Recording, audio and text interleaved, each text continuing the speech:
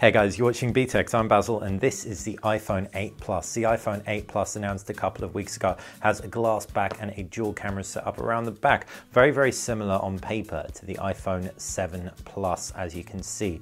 But there are a few key differences. I'll jump onto them in a sec. Before I do, if you're not already subscribed, subscribe. It's how you stay on top of everything that we do. Any eagle eyes will also see this box, this pretty box, isn't covered in cellophane. So this isn't the most box fresh unboxing around. Reason being, when you get a phone from a network, I got this one from 3 will stick in the SIM card at the store and will lock it to the network. I obviously wanted to get this to you guys as quickly as possible, so I couldn't get it from an Apple store. So, bam, you have a locked phone. Reason being, first SIM card that goes into an iPhone that isn't bought from an Apple store immediately gets locked to that network. If you didn't know that, you do now. Enough about that though. Let's take a look at the back of this box. You can see I've got the 64GB version, some barcodes down at the base. There's also some key information. Box contents include iPhone 8 Plus, EarPods, Lightning connector, Lightning to headphone jack adapter, Lightning to USB cable, and USB power adapter. Don't think it is a fast charger in here. Use an iPad charger in order to get faster charging. That's what I've been seeing around the tinterwebs. iPhone branding on the left, iPhone branding on the right, down at the base Apple logo, up at the top Apple logo. Apple likes to keep things symmetrical, doesn't it? So yeah, you can see around the back you've got the glass back, and that is by comparison to the metal back on the iPhone 7 Plus. Reason for that is it supports wireless charging. While on paper the camera setup should be the same. You've got 12 megapixel dual cameras across both, one with a 2x zoom, one with optical image stabilization, one without, and the second sensor, which has a 2x zoom, has an f2.8 lens.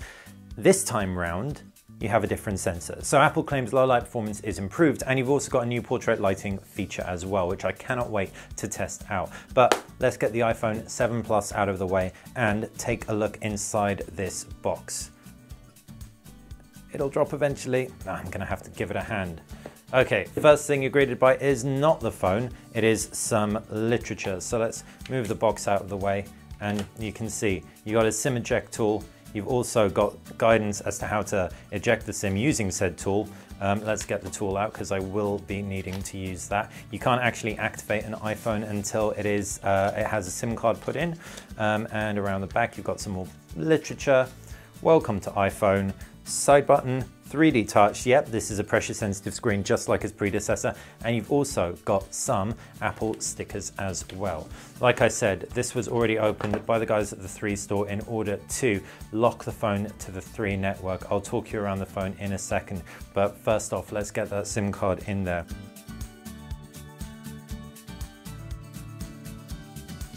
Right, you can also see the box contents include a pair of Lightning connector earbuds and also a Lightning connector to 3.5mm headphone jack cable. I can actually pull that out. Anyone who hasn't seen one before, then I can open that up and you can see you've got a relatively long cable. In case you forget those or just want to use high quality headphones, you've got these. Right. That's a not fast charging charger I was talking about. Still, will do the job.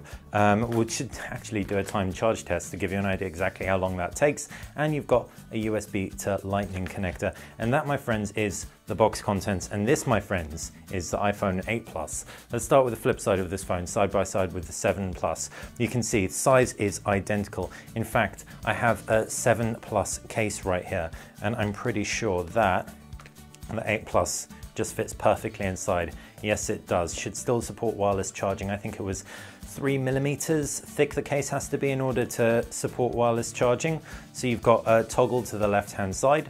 You've also got volume buttons down at the base, Lightning connector, and loudspeaker. It is stereo loudspeaker that is louder, 20% I think it is, than its predecessor, or 25%.